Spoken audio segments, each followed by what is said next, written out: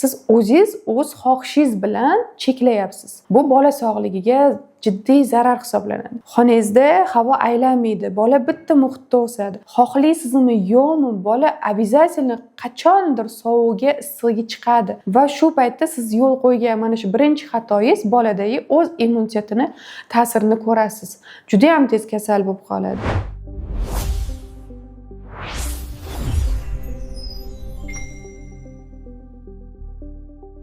Assalomu alaykum hurmatli ota-onalar. Bugun men vrach Bekmurod Vezoza Aslidinovna, pediatr, sizlar bilan O'zbekiston sharoitida bola sog'ligi uchun yo'l qo'yiladigan 5 ta xato haqida gaplashamiz.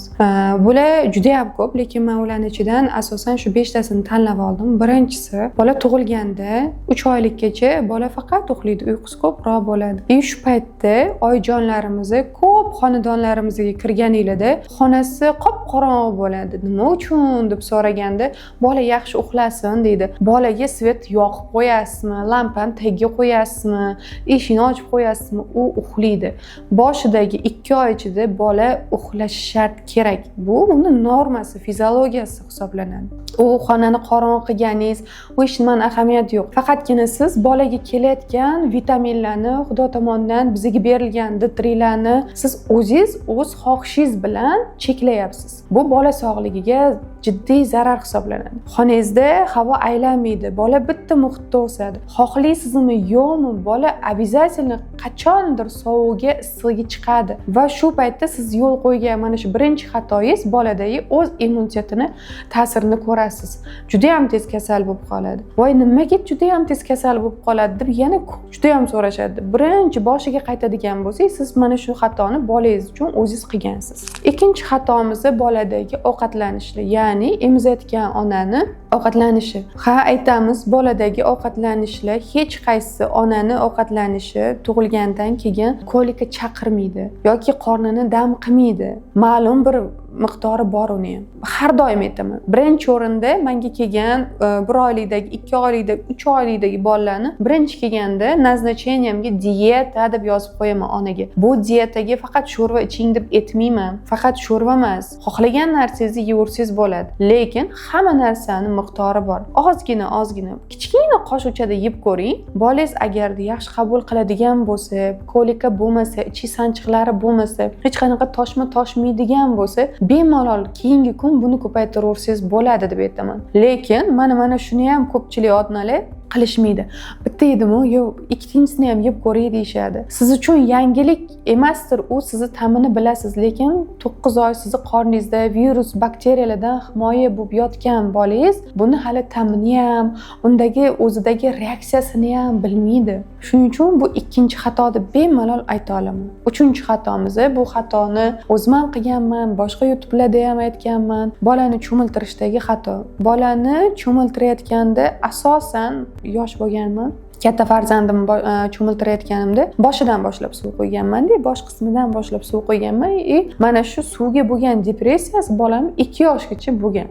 Hozir yaqingacha men shu narsa bilan kurashib, endi o'zim yechimini 2 yil deganda, o'sha kichkinaligidagi qilgan xatoyim 2 yil deganda topganman. Bolani o'zi cho'miltirishi yo'li qanaqa? Bolani cho'miltirish usuli tog'araga kimdir ushlab turganda yoki setkalarga qo'yganda oyoq qismidan boshlab suv qo'yilib, bolani moslashtirib, keyin yuqoriga qarab chiqiladi.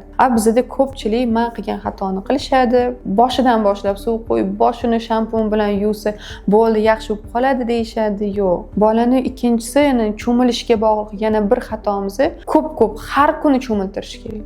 Har kuni bolani cho'miltirish kerak. Sababi qancha ko'p bola cho'miladigan bo'lsa, immunitet juda ham mustahkam bo'ladi, chiniqadi bola, juda ham yaxshi ves oladi, harakatida juda ham yaxshi o'zgarishini sezasizlar. Suv juda ham bolani chiniqtiradi, shart. Keladi ota-onalar. Yo'q, cho'miltirmadim, shamollab qolishdan qo'rqaman deya. Xo'p, qayerda turasiz? Domda turishadi. Domda bilishadi. Hamma xona sharoiti, xonanaqasi bir xil. Aynan bitta xonada ham xonani harorati bir xil ushlab tursa bo'ladi. Men cho'miltirishni aytaman, har kuni shart emas-da, sovunlab, shampunlab cho'miltirish. Ustidan bitta suv qo'yib yuboring, bo'ldi, shu cho'milish hisoblanadi. Dush qabul qiladi shu bola. Bo'ldi, yetadi, boshqa hech nima kerak emas. Keyingi xatomiz bolaga D3larni miqdorini o'z boshimchalik bilan berishi. Qaysidir amerikanskiy hozir juda ham ko'p. Men bu o'rtog'imni bolasi ichgan ekanda yaxshi foyda qilibdi. Men bu xola tavsiya qilibdi-da, qo'shni xola bolasida yaxshi anaqa bo'pti ekan. Bu amerikanskiy ekanda, yaxshi ta'sir qilibdi ekan. Voy baraka topkur, sizni bolangiz boshqacha, sizni bolangiz boshqa D3 ni boshqa defitsiti bordir. Mo'sh D3 o'zi kerak emasdir, faqatgina profilaktik doza sizga kerakdir. U narsani vrach nazoratsiz qabul qilib bo'lmaydi.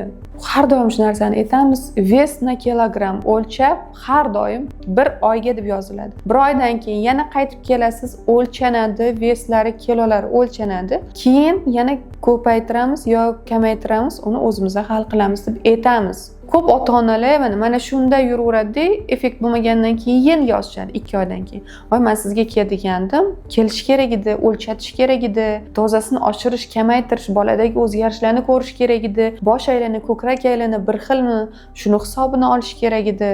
Keyin ha deb keyin kelishadi, lekin bola salomatligi uchun xatoni qilib qo'yishgan bo'lishadi. Va eng oxirgi xatomiz dori-darmonlar haqida. O'z boshimchalik bilan o'zlari xohlagancha dorini berishi, peridoz bo'lishi. Siz katta odamsiz, katta odam sifatida sizga xohlagan dorilarni bersanglar, o'zingizlar ichsanglar, o'zingizlar haqida aytyapman, o'zingizlar ichsanglar bo'ladi. Mayli, unga naqam yo'q, katta odamlarga. Lekin bunda ham peridoz degan narsa bor katta odamlarda. Kichkinalarda juda ham ko'p peridoz degan narsa. Ya'ni dori dozirovkasi oshib ketishi. Agar yetmay qolsa bolada, bu ham bitta kasallik, dori dozirovkasi. Dori dozirovkasi oshib ketsa, bu ikkinchi kasallik hisoblanadi. Har doim biz vesni kilogramm o'shlanamizda, antibiotiklarni ham o'z xohishingizcha, o'zingizcha isitma qildim birdan antibiotik tiqishadi. Bo'lmasa o'zlari xohlab kelishadi, bitta ukol qilib bering, antibiotik qilib, anaqa bo'lyapti, isitma qilyapti. Shu isitma qilib bola shu 3 kun, 4 kun injiqlanishiga ko'p ota-onalar, qaynona-qaynatalar hech chida olishmaydi. Bola injiqlanmasa, yursa, hech nima demasa, xalaqit bermasa, ular ham kasal bo'ladi. Ularga qarash kerak, e'tibor berish kerak, kasallikni o'zini o'taydigan vaqti bo'ladi.